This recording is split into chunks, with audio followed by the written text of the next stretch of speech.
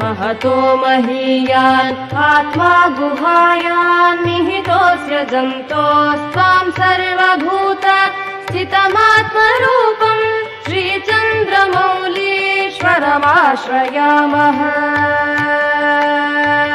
अणोरणीयान् महतो महीयान् आत्मा गुहायान् निहितोऽस्य जन्तोस्त्वां सर्वभूत स्थितमात्मरूपम् श्रीचन्द्रमौलीश्वरमाश्रयामः।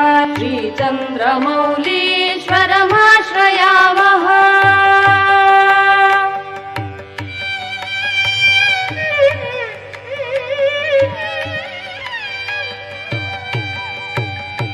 यः सर्वसाक्षी तमसः परस्ताद्विभाति सर्वं किल यस्य भासा त्वामागमान्तैरपि दुर्निरूपम् श्रीचन्द्रमौलीश्वरमाश्रयामः।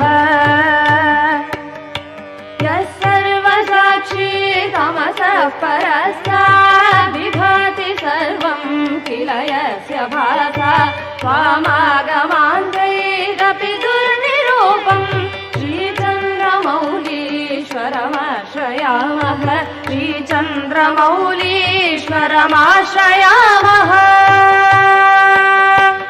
पुमानविज्ञाय शिवं कदाचित् दुःखस्य नान्तं समुपैति धीरः त्वां सच्चिदानन्दमयं प्रशान्तम् श्रीचन्द्रमौलीश्वरमाश्रयामः।